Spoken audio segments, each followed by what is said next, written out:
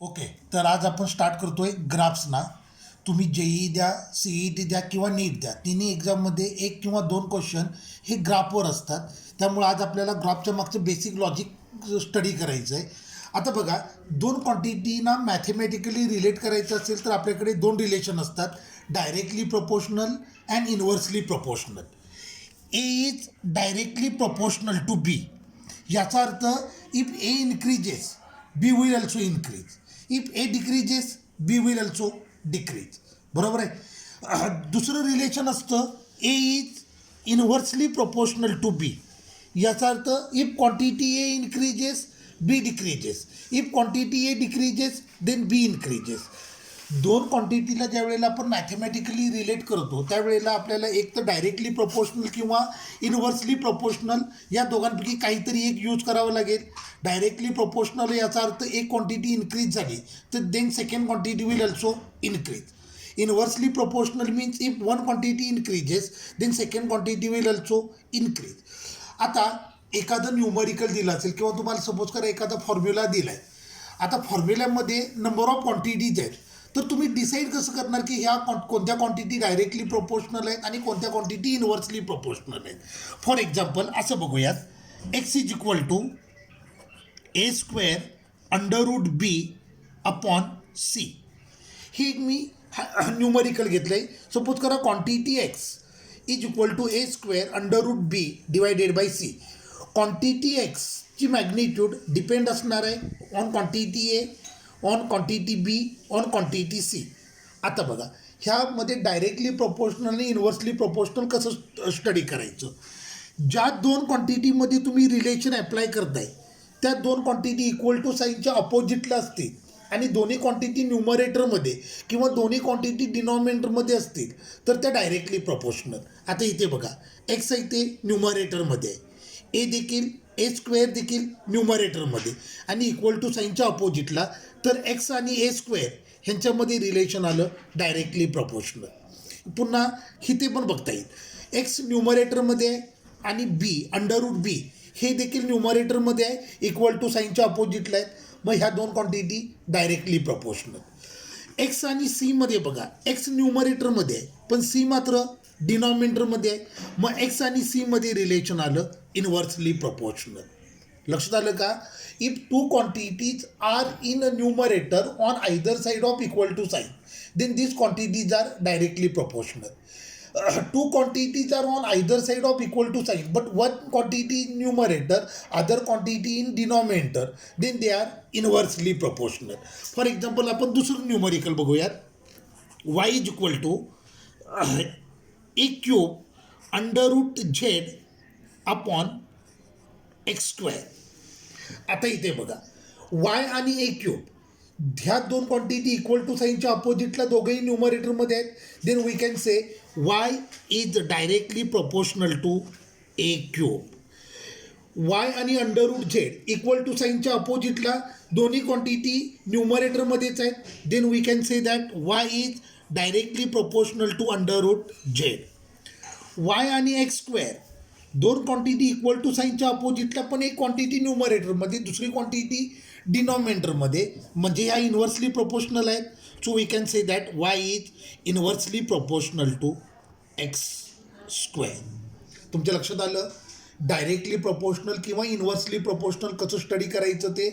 दोन क्वांटिटी जर न्यूमरेटरमध्ये किंवा दोन्ही क्वांटिटी डिनॉमिनेटरमध्ये इक्वल टू साईनच्या अपोजिटला, इक्वल टू साईनच्या आयदर साईडला, तर त्या क्वांटिटी डायरेक्टली प्रोपोर्शनल असतात. दोन क्वांटिटी पैकी एक क्वांटिटी न्यूमरेटरमध्ये दुसरी क्वांटिटी डिनॉमिनेटरमध्ये on either side of equal to sign then this quantities are inversely proportional. मग आता फिजिक्समध्ये आपल्याला डायरेक्टली प्रोपोर्शनल किंवा इन्व्हर्सली प्रोपोर्शनल या क्वांटिटीचे ग्राफ ड्रॉ करायचे असतात. आता बघा, A is directly proportional to B, A is directly proportional to B. तर ए आणि बीमध्ये ग्राफ ड्रॉ केला तर एक तर ग्राफ असा येईल straight line passing through origin, किंवा ग्राफ असा तरी येईल ए आणि बी, हा ग्राफ असा देखील येईल. हे दोन्ही ग्राफ आहेत हे डायरेक्टली प्रोपोर्शनलसाठीच आहेत. आता पहिला ग्राफ आहे तो straight line passing through origin आहे, तर दुसरा ग्राफ आहे तो कर्व पासिंग थ्रू ओरिजिन आहे. जर तुम्ही ग्राफ स्ट्रेट लाईन ड्रॉ करत असाल, straight line passing through origin, किंवा ग्राफ जर तुमचा स्ट्रेट लाईन असेल, तर त्या दोन क्वांटिटी लिनियरली चेंज होत असतात. म्हणजे याला असं म्हणायचं, A is directly proportional to B but both are changing in a linear proportion. जर ग्राफ तुमचा कर्व येत असेल, then A is directly proportional to B but changing in non linear proportion. तसंच सपोज करा A is inversely proportional to B, तर A आणि बीमध्ये graph A B, एक तर ग्राफ असा स्ट्रेट लाईन येईल किंवा तो ग्राफ असा तरी येईल कर्व. जर ग्राफ स्ट्रेट लाईन असेल तर A is inversely proportional to B but changing in linear proportion. Linear प्रपोर्शनला तुम्ही युनिफॉर्म प्रपोर्शन म्हटलं तरी चालेल. A is directly inversely proportional to B and changing in linear proportion or uniform proportion. या केसमध्ये graph जर कर्व येत असेल, then A is inversely proportional to B but changing in non linear proportion किंवा non uniform proportion. मग आता माझं confusion होणार आहे की ग्राफ स्ट्रेट लाईन केव्हा ड्रॉ करायचा आणि ग्राफ कर्व केव्हा ड्रॉ करायचा. मी तुम्हाला एक एक्झाम्पल सांगतो. सपोज करा आपण क्वांटिटी ए आणि क्वांटिटी बी यांना मेजर केलं आहे. मी काही रिडिंग्स लिहितो. क्वांटिटी एचे रिडिंग आहे 0, 2, 4, 6, 8. क्वांटिटी बीचे रिडिंग आहेत 0, 5, 10, 15, 20. बघा, एचे रिडिंग आणि बीचे रिडिंग. क्वांटिटी ए इन्क्रीज झाले, त्याच्यासोबत बी देखील इन्क्रीज झालं आहे, ज्याचा अर्थ ए इज डायरेक्टली प्रोपोर्शनल टू बी आहे. पण या केसमध्ये इंटरवल सेम आहे. 0 नंतर 5, 5 नंतर 10, 10 नंतर 15, 15 नंतर 20. या केसमध्ये इंटरवल सेम आहेत. मग असे जर रिडिंग तुमचे येत असते तर हा लिनियर प्रपोर्शन झाला आणि मग ग्राफ कसा येईल, straight line passing through origin. Suppose करा क्वांटिटी ए आणि क्वांटिटी बी. क्वांटिटी एचे व्हॅल्यू आहे 0, 2, 4, 6, 8. क्वांटिटी बीचे व्हॅल्यू आहे 0, 3, 13, 15, 27. आता बघा, क्वांटिटी ए इन्क्रीज झाले, बी देखील इन्क्रीज झाले, पण आता इंटरवल सेम नाही आहेत. नॉन युनिफॉर्म प्रपोर्शनमध्ये ते चेंज झालेत. असं जर असेल, असे रिडिंग जर तुमचे येत असतील तर याला म्हणायचं non linear proportion. Non linear proportion येत असेल तर मग ग्राफ कसा येईल, कर्व पासिंग थ्रू ओरिजिन. मी काय म्हटलं लक्षात आलं का तुमच्या? जर तुम्हाला रिडिंग दिलेली असते, एक क्वांटिटी इन्क्रीज होते, सेकंड क्वांटिटी पण इक्वल इंटरवलमध्ये जर इन्क्रीज होत असेल तर तो प्रपोर्शन लिनियर प्रपोर्शन असतो. त्या केसमध्ये ग्राफ असतात ते straight line passing through origin येतात. जर एक क्वांटिटी इन्क्रीज होते, दुसरी क्वांटिटी देखील इन्क्रीज होते, पण इंटरवल सेम नाही आहे, तर अशा केसमध्ये तो चेंज असतो, तो नॉन लिनियर चेंज असतो. त्या केसमध्ये तुमचा ग्राफ कर्व पासा इनवर्स. आणि हे बी 0, 2, 4, 6, 8. ओके. सपोज करा बीच्या प्रपोर्शनमध्ये व्हॅल्यू आहेत 25, 20, देन 15, 10, 5. क्वांटिटी ए इन्क्रीज झाले तर बी मात्र काय होत गेले, डिक्रीज होत गेले. क्वांटिटी ए आणि क्वांटिटी बी. क्वांटिटी एचे व्हॅल्यू 0, 2, 4, 6, 8.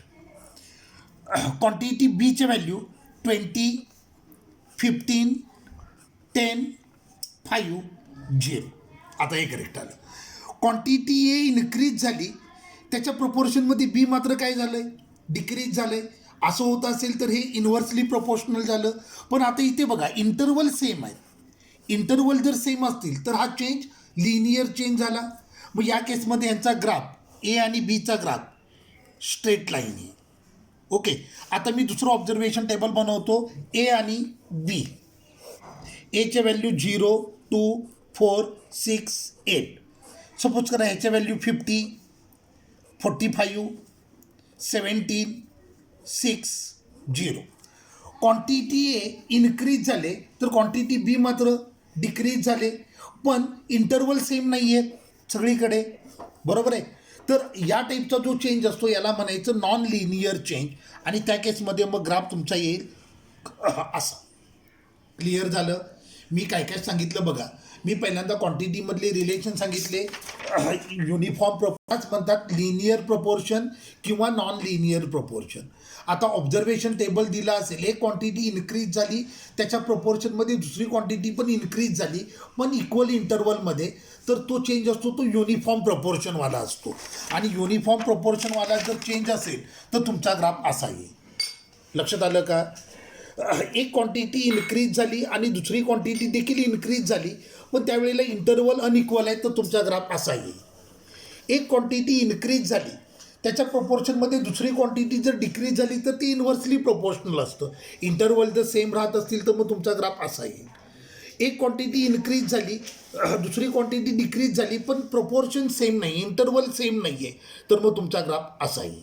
आता हे झालं जर तुम्हाला रिडिंग दिली असतील तर रिडिंगवरनं आपल्याला लक्षात येतं की हा चेंज लिनियर आहे की नॉन लिनियर आहे. पण जर एखादा फॉर्म्युला वगैरे दिला असेल आणि तुम्हाला त्यातल्या दोन क्वांटिटींना रिलेट करायचं असेल तर मग डिसाईड कसं करणार की ह्या दोन क्वांटिटी लिनियर प्रोपोर्शनमध्ये चेंज होत आहेत की नॉन लिनियर प्रोपोर्शनमध्ये चेंज होत आहेत. For example X is equal to A square under root B upon D Q. Suppose करा तुम्हाला असं दिलं आहे. आता आपल्याला एवढं तरी माहीत आहे एक्स आणि ए स्क्वेअर हे डायरेक्टली प्रोपोर्शनल आहेत, एक्स आणि अंडर रूट बी हे देखील डायरेक्टली प्रोपोर्शनल आहेत, तर एक्स आणि डी क्यूब हे इन्व्हर्सली प्रोपोर्शनल आहेत. मग इथे माझं कन्फ्युजन आहे. मला एवढं कळलं की हे डायरेक्टली प्रोपोर्शनल क्वांटिटी कोणते आहेत आणि इन्व्हर्सली प्रोपोर्शनल क्वांटिटी कोणते आहेत. पण ग्राफ ड्रॉ करताना तो ग्राफ स्ट्रेट लाईन काढायची की कर्व काढायचं आहे, म्हणजे या दोन क्वांटिटीमधला चेंज लिनियर आहे की नॉन लिनियर आहे हे डिसाईड कसं करायचं बघा. तर ज्या दोन क्वांटिटींना तुम्ही रिलेट करताय त्या सेम पॉवरमध्ये जर तुम्ही ग्राफ ड्रॉ करत असाल तर तो चेंज हा कायम लिनियर चेंज असतो.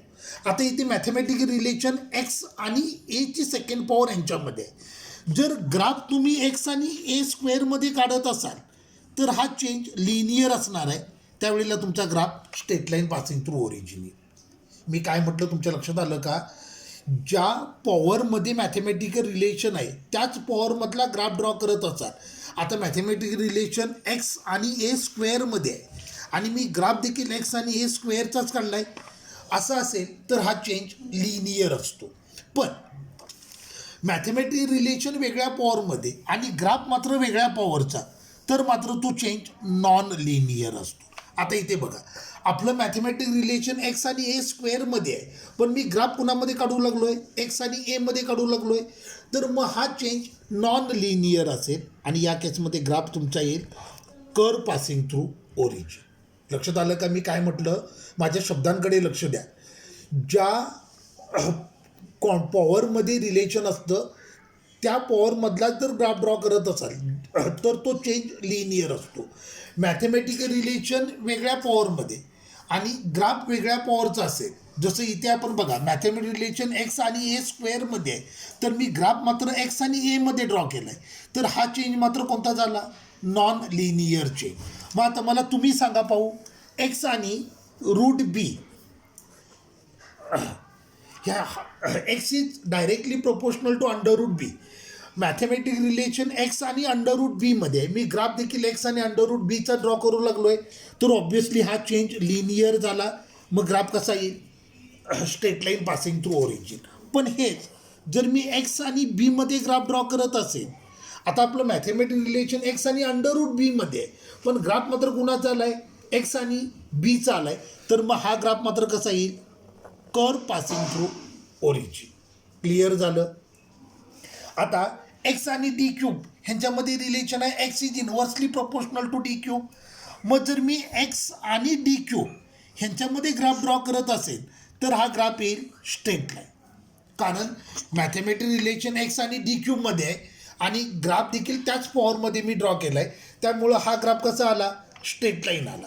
पण एक्स आणि डीमध्ये जर मी ग्राफ ड्रॉ करत असेल, मॅथमॅटिकल रिलेशन एक्स आणि डी क्यूबमध्ये आहे आणि मी ग्राफ मात्र एक्स आणि डीचा ड्रॉ करू लागलो आहे, तर मग हा ग्राफ मात्र असा येईल, नॉन लिनियर प्रपोर्शनवाला. लक्षात आलं का तुमच्या? आपण अजून एक एक्झामची आयडिया अजून क्लिअर होईल.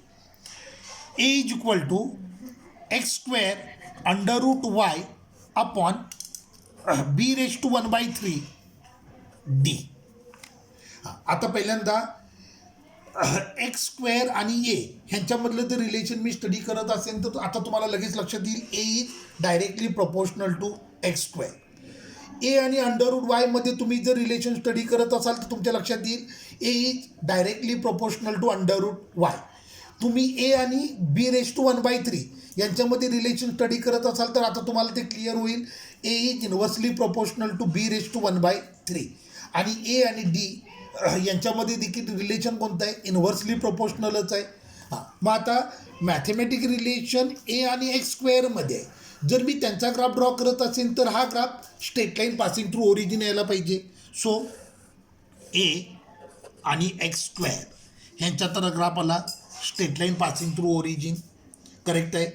पण मी जर ए आणि एक्समध्ये ग्राफ ड्रॉ करत असेल तर मात्र हा graph curve passing through origin येईल, कारण मॅथमॅटिक रिलेशन ए आणि एक्सची सेकंड पॉवरमध्ये आणि ग्राफ मात्र आपण ए आणि एक्सचा ड्रॉ करू लागलो आहे. सो हा चेंज नॉन लिनियर झाला. मग या केसमध्ये ग्राफ मात्र येईल curve passing through origin. Mathematic relation A आणि अंडररूट वायमध्ये आहे. मग ए आणि अंडररूट वाय हा ग्राफ असणार आहे straight line passing through origin. पण हेच जर मी ए आणि वायमध्ये ग्राफ ड्रॉ करत असेल तर मात्र हा ग्राफ येईल कर्व पासिंग थ्रू ओरिजिन, बरोबर आहे.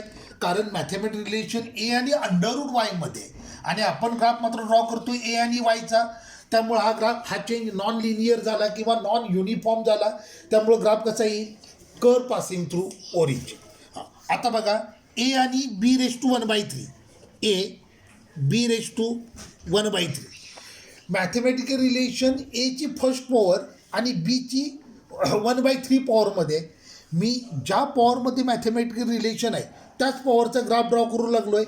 असा चेंज असतो, हा लिनियर चेंज असतो, पण हे इन्व्हर्सली प्रोपोर्शनल आहेत, त्यामुळं ग्राफ तुमचा असा येईल, करेक्ट आहे. आता हेच जर मी ए आणि बीमध्ये ग्राफ ड्रॉ करायचं ठरवलं, आता मॅथमॅटिक रिलेशन ए आणि बी रेस टू 1/3 आणि आपला ग्राफ ए आणि बीमध्ये आहे, तर त्या केसमध्ये हा चेंज नॉन लिनियर झाला. मग हा ग्राफ कसा येईल कर्व येईल. Okay, A is inversely proportional to D. So A is inversely proportional to D. Mathematic relation A आणि डीमध्येच आहे आणि आपला ग्राफ पण ए आणि डीचाच आहे, तर ऑब्व्हियसली हा ग्राफ येईल स्ट्रेट लाईन. क्लिअर झालं.